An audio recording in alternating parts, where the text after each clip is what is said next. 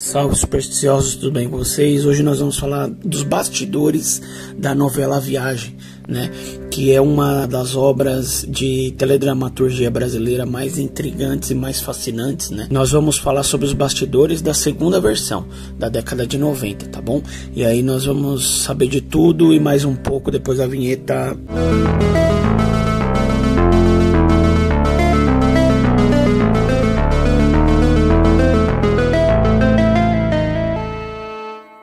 A novela A Viagem foi um grande sucesso, né, dos anos 90 e é sua segunda versão, né? A primeira versão ela foi na década de 70, né, veiculada na TV, né? E aí teve esse remake nos anos 90 que é o mais famoso, né, pelo menos para nossa geração, tá bom? E aí ele narrava toda a temática, né, dos princípios espíritas, né, reencarnação, karma, os obsessores, né. Ela foi escrita pela escritora Ivani Ribeiro, né, e ela teve um impacto cultural no país muito forte. Foi da maneira como abordou o tema, né, que até então eram muito mais sensíveis do que hoje, né, o plano espiritual, espiritismo, os obsessores, né, o destino das almas após a morte. E o engraçado é que não era para esse remake acontecer quando ele aconteceu. Tinha uma novela, se eu não me engano, o nome era Vira-Lata, que já estava em produção. E aí teve um problema que ninguém sabe dizer o que houve, e aí teve que ser feita às pressas a viagem. Ela foi gravada em 25 dias, para vocês terem uma ideia, né? Então foi tudo meio que obra do destino, né? Ou obra do plano espiritual. E só que essa conexão da novela com o além, com o mundo espiritual, ele se manifestou de maneira bem palpável durante as gravações.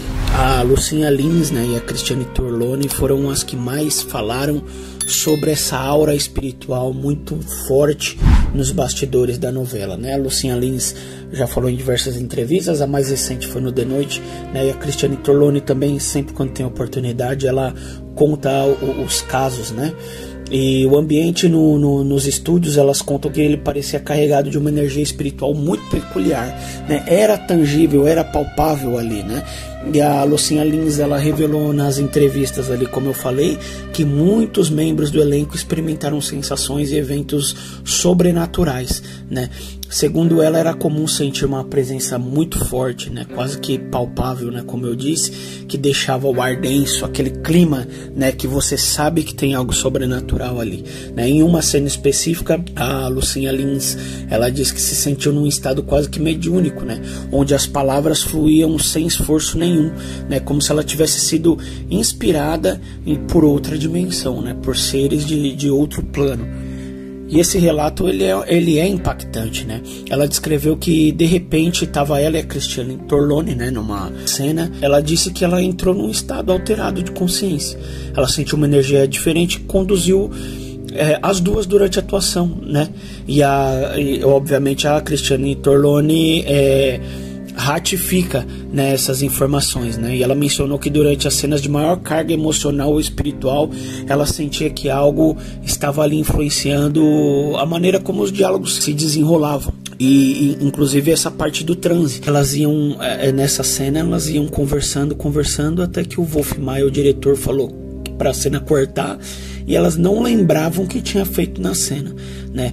E esse estado de quase transe ali, né, ele gerava cenas muito reais, né, muito profundas, né, que muitos atores saíam do set com uma sensação de ter vivido uma experiência espiritual, né, e não apenas uma atuação.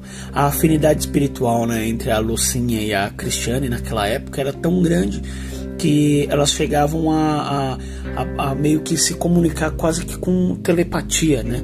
Algo que muitos consideraram uma influência direta das energias que tomavam conta ali da temática da novela. Também a Cristiane Torlone, ela passou, né, por uma experiência. Ela tinha perdido o filho em acidente, e aí numa das cenas, né, uma cena mais emocional da trama, apareceu uma borboleta amarela dentro do estúdio, né? Que o estúdio totalmente fechado, e foi tão intenso, né, que paralisou as filmagens, né?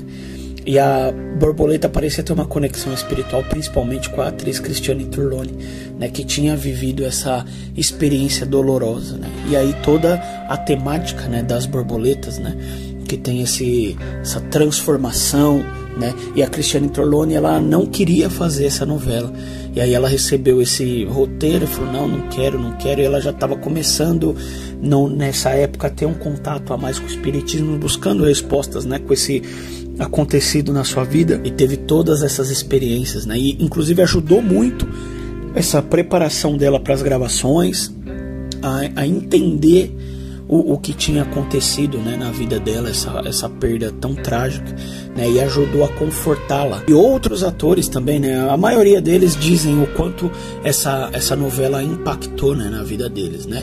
E um dos mais especiais ali é o ator Cláudio Cavalcante. Ele era ateu e ele passou a acreditar em algo ali depois dessa experiência que ele teve da novela, né, de tantas coisas que aconteceram ali. A Cristiane Torlone também, né, no meio dessas gravações, ela chegou a ter coisas no apartamento dela que às vezes caía, né, no início das gravações. Tem um pouco de perturbação também, né, eu tinha esquecido de mencionar, né, e aí ela chegou inclusive a falar com Wolf, né, de falar, vamos fazer um ritual, uma oração antes, né, de respeito a essas energias, né, que estão no set. E esse aí foi um resumo, né, dos bastidores dessa novela, né. Elas enriqueceram muito o entendimento místico do povo brasileiro, e foi a primeira vez ali que a gente vê algo tão espiritual ali, com esse tema, fazer tanto sucesso, né, no país, né, da maneira que foi. E é isso, vou ficando por aqui, semana que vem tem mais, falou, fui!